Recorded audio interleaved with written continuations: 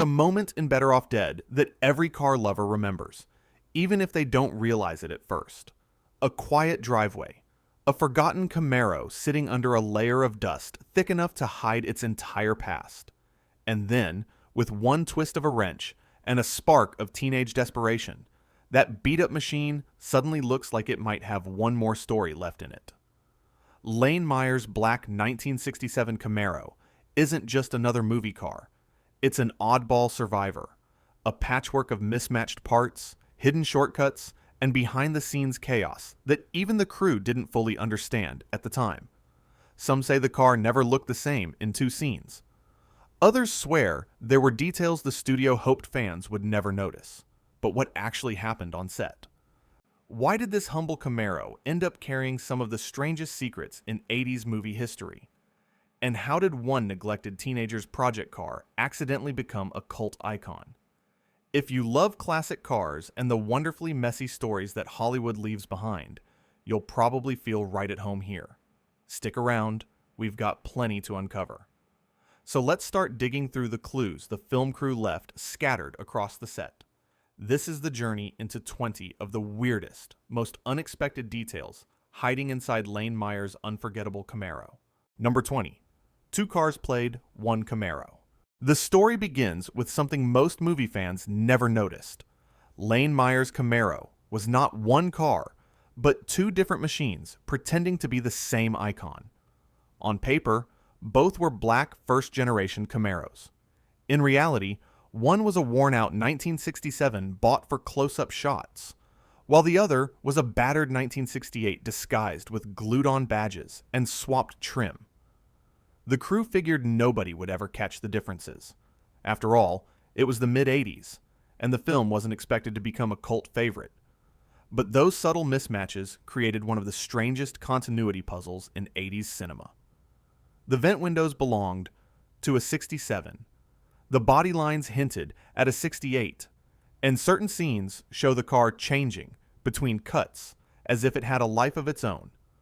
When fans eventually tracked down the surviving car decades later, debates erupted about which one was the real movie Camaro. The truth is beautifully messy. Both cars shared the role, and neither was complete without the other. Number 19. The color changed every scene. If the two-car mystery wasn't enough, Lane's Camaro held another trick up its sleeve. It couldn't decide what color it wanted to be. Throughout the film, the car subtly shifts shades, moving from dull charcoal to deep glossy black, and sometimes even a faint blue-black depending on the scene. None of this was intentional. The original paint was so oxidized that every attempt to polish it for filming resulted in a completely different sheen. Continuity staff eventually surrendered, realizing they couldn't fight the aging paint in California sunlight. Some shots used dulling spray to restore a flat tone, while others accidentally revealed a shinier layer beneath. Driving scenes made the problem worse, as the wind literally buffed off the spray in real time. When restoration experts examined the car decades later, they found multiple layers of mismatched coatings, primer, faded lacquer, and patches of metallic black.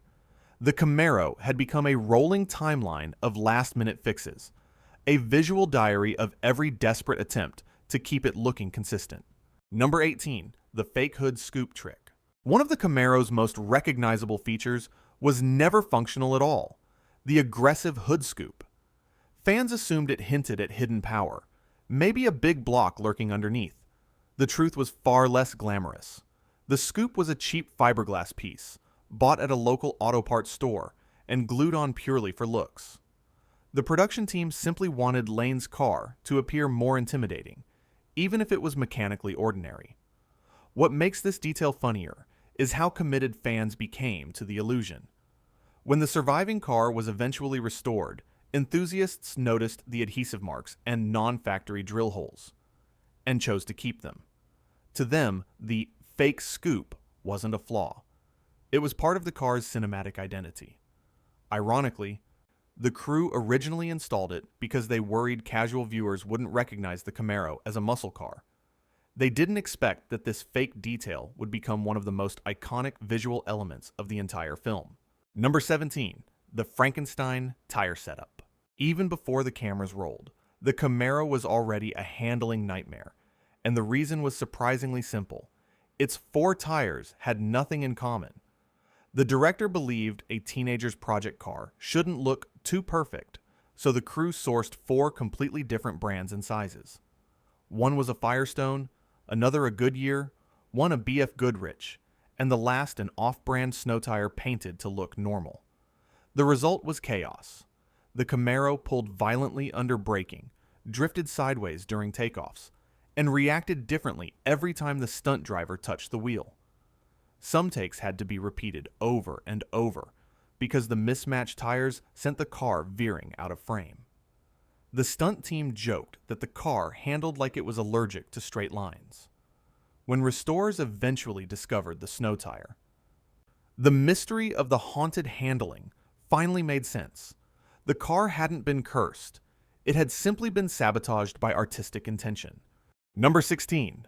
Upside-down RS badges. For a detail so small, the Camaro's RS badges sparked one of the funniest mistakes in the whole production. The emblems were installed upside down, not by accident, but because a production assistant genuinely didn't know which way they were supposed to face.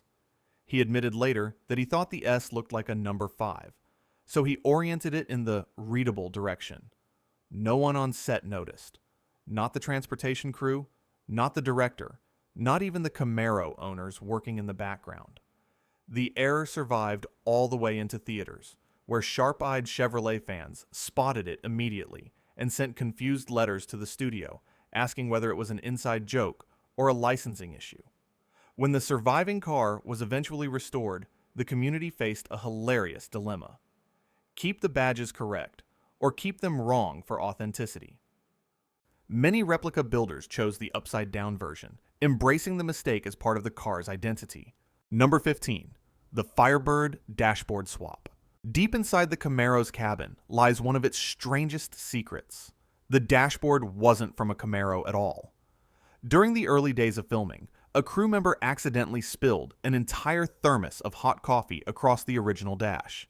The liquid soaked so deeply into the brittle padding that under the California heat, it began to mold and release a smell so foul the cast refused to sit inside the car. With no replacement 1967 dash available anywhere in Los Angeles on such short notice, the transportation team improvised.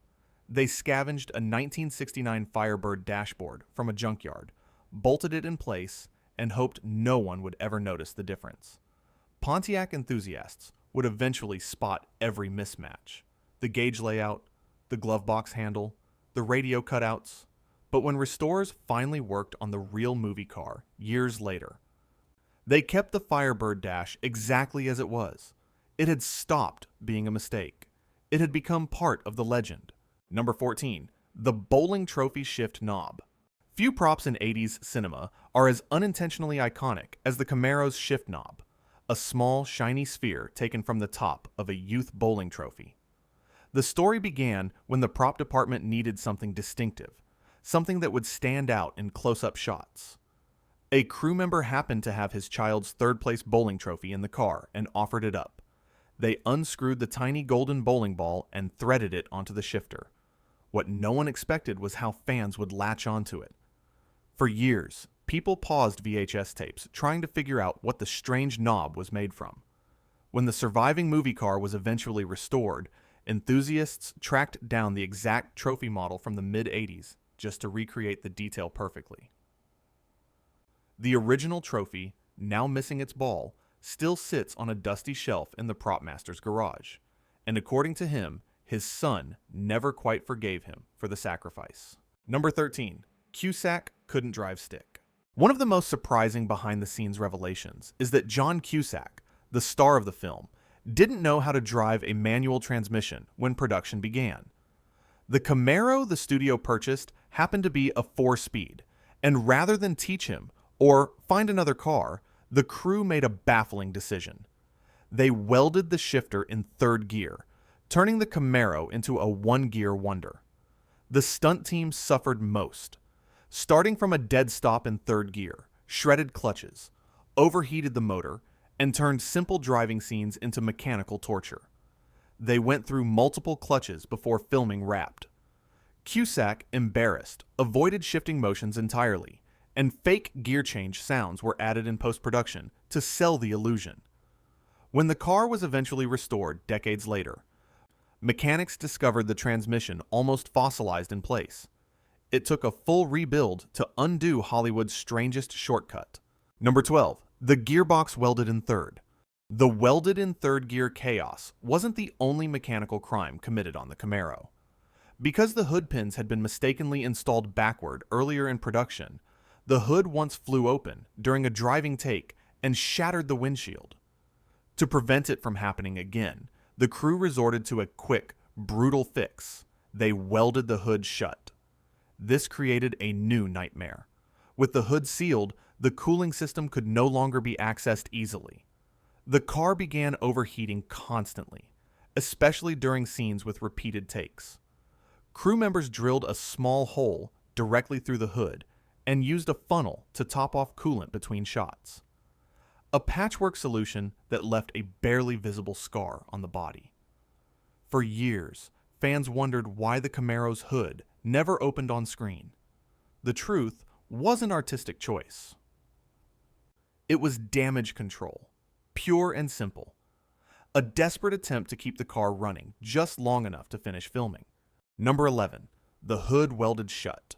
The strangest discovery came years after the movie Wrapped, during a full restoration.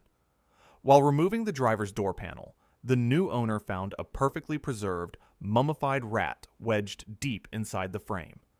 Judging from its condition, it had likely been there since the 80s, meaning every scene John Cusack filmed inside the Camaro included an unwanted co-star only inches from his elbow.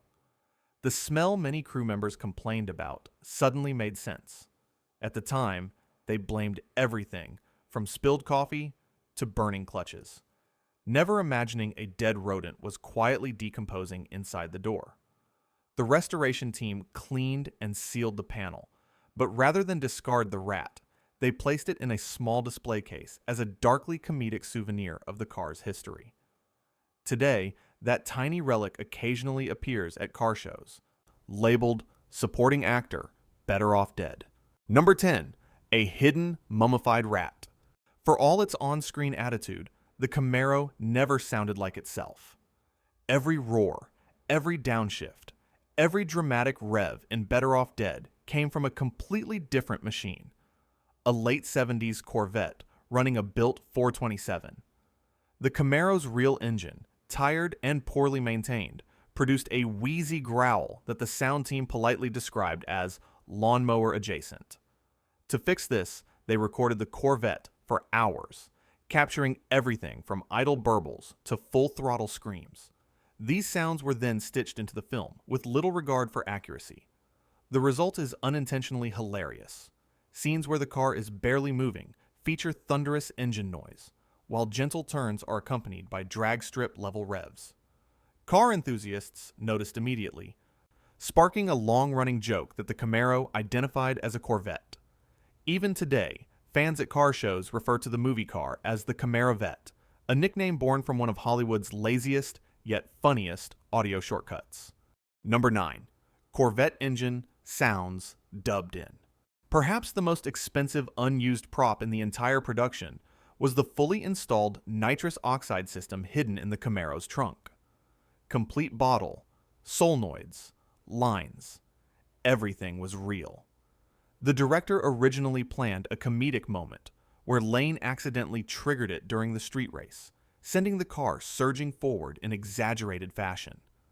But the gag never happened. When John Cusack learned what nitrous actually did, he became convinced the car could explode or catch fire. No amount of explanation from the stunt team calmed him, and the idea was scrapped.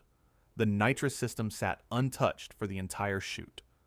In a twist worthy of a sitcom, the system cost several $1,000s in mid-80s money, infuriating studio accountants once they learned it was never used. When the car was later sold, the new owner discovered the pristine nitrous setup and tried it exactly once, before deciding he didn't want to tempt fate either. Number 8. The unused nitrous system. License plates are one of the easiest continuity details for filmmakers to track, except on this production. The Camaro cycled through 5 different California plates during filming, each borrowed from whoever happened to be on set. One belonged to the transportation coordinator's wife, another to a Grips pickup truck, one came off a rental car, and one plate wasn't even traced to an owner. It had been found lying in the parking lot. This chaos created legal headaches later. Some of the borrowed plates accumulated parking tickets during shooting, which the studio was forced to pay. The rental car company nearly sued when they recognized their plate on screen. By the time the movie was released, the continuity team simply hoped no one would freeze frame the plate numbers. Car enthusiasts eventually did, and uncovered one of the funniest examples of 80s just get the shot done filmmaking. Number 7. 5 different license plates. One of the most beloved scenes in Better Off Dead is the restoration montage, Lane bringing the Camaro back to life.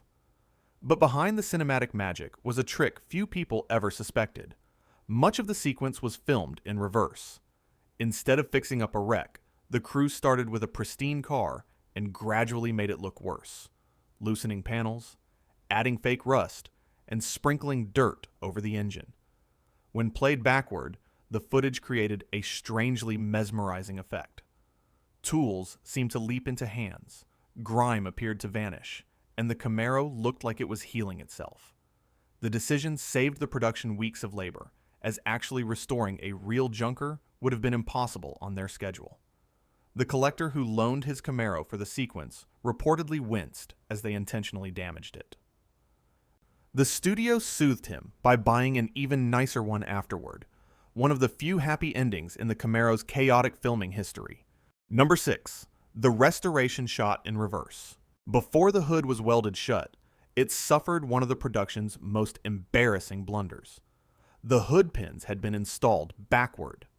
These pins, meant to secure the hood during high-speed driving, instead loosened it. During one take, the hood snapped open and slammed into the windshield with such force that everyone on set froze, certain someone had been hurt. Miraculously, no one was injured. But the windshield was destroyed, the hood was bent, and the crew's confidence in their own handiwork evaporated. With no time to reorder parts, they welded the hood down and never looked back. Sharp-eyed fans later noticed continuity errors where the orientation of the hood pins changed between shots, revealing a patchwork of pre- and post-accident footage. What began as a simple mistake became a permanent scar on the Camaro's cinematic history. Number 5. The hood pins installed wrong. The street race in Better Off Dead was originally supposed to pit Lane's Camaro against a 1965 Mustang, a classic Ford versus Chevy showdown. But during the first test run, fate intervened.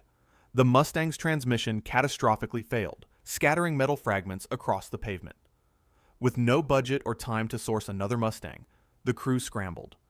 A crew member mentioned a cousin with an old Falcon, and by the next morning, the orange sedan appeared on set.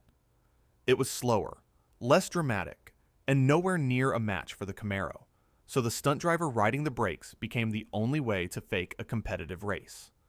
Fans later noticed the Camaro's brake lights flickering during acceleration, something no racer would ever do intentionally. What viewers didn't know was that those tiny flashes were the remnants of a last-minute improvisation to salvage a ruined scene. Number 4. The Mustang exploded offset.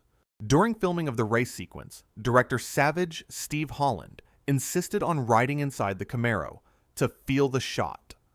The stunt driver warned him repeatedly about the car's welded third gear, mismatched tires, and unpredictable handling.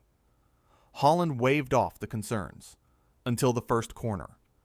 The Camaro snapped sideways, lost traction, and slammed backward into a wooden fence at roughly 40 miles per hour. Holland was thrown forward but emerged unhurt, more shocked than injured. The fence, unfortunately, belonged to a personal injury lawyer who lived on the property. When he stepped outside and saw a film crew standing next to a broken fence, his expression reportedly lit up like a man seeing opportunity. The studio settled quickly, paying far more for the fence than the Camaro itself had cost. A brief moment from the crash remains in the final film. A sudden sideways jerk of the car, cut away just before impact. A tiny artifact of a very expensive lesson. Number 3. The director's near crash. 2 weeks after filming wrapped, the Camaro was parked in a storage lot in Van Nuys when 2 teenagers broke in and tried to steal it. They weren't career criminals. They were fans. Better Off Dead had already gained a cult following, and to them, driving the movie car in a real street race sounded like the ultimate adventure. They managed to start the engine, but immediately encountered the same curse the production had endured. The transmission was still welded in 3rd gear. The boys made it only a few blocks before losing control and plowing into a heavy mailbox. Panicked, they abandoned the car, but left behind a wallet, making the police's job very easy. Their parents paid for the damage, and the studio declined to press charges. Locals later reinforced the mailbox with steel, jokingly dubbing it Camaro-proof. Number 2. Teen fans tried to steal it. By the time the 2010s arrived, the Camaro had changed hands multiple times, each owner adding a new chapter to its tangled story. But the wildest twist came in 2018, when the car's fate was decided not in a garage or an auction house, but at a high-stakes poker table in Las Vegas. A casino executive, confident in his full house, put the Camaro up as collateral and lost to 4 aces. The winner barely knew the film. To him, it was just an old Chevy. But once he learned the car's history, he became obsessed. He poured more than $200,000 into restoration, tracked down original parts, interviewed former crew members, and even hired a private investigator to locate the original bowling ball shift knob. Today, he drives the Camaro to every screening of Better Off Dead within 500 miles, charging exactly $2 for photos, matching the iconic $2 joke from the film. Number 1. Cusack never acknowledged the car. Of all the mysteries surrounding the Camaro, one stands above the rest. John Cusack has never publicly acknowledged the car's existence. Not once. He's spoken about the film with regret, apologized to the director, and distanced himself from the project. But he has never mentioned the Camaro. Fans have tried everything. They've brought model replicas to signings. They've parked the real, restored car outside events he attended. He walked past it without a glance. The current owner has written letters, offered rides, even extended invitations to charity events. No response. Crew members from the 80s quietly offer the same explanation. Embarrassment. Cusack struggled so much with the car. The welded gearbox, the awkward takes, the need for stunt doubles, that the Camaro became a symbol of frustration. To him, it wasn't a legendary movie car. It was a reminder of every moment he felt out of his depth. And so, for 40 years, silence has been his only answer. Before we reveal the final truth behind Lane Meyer's Camaro, here's a simple invitation. If stories like this, messy, hilarious, and soaked in the strange magic of old Hollywood, feel like your kind of adventure, consider sticking with us. There are so many more cars, legends, and forgotten corners of cinema waiting to be explored. Now, the final twist. For all the myths the Camaro collected, the glued-on hood scoop, the mismatched tires, the welded gearbox, the accidental stunt crashes, nothing shaped its legacy more than what didn't happen. John Cusack never acknowledged it. In a way, his silence became the last piece of the Camaro's identity.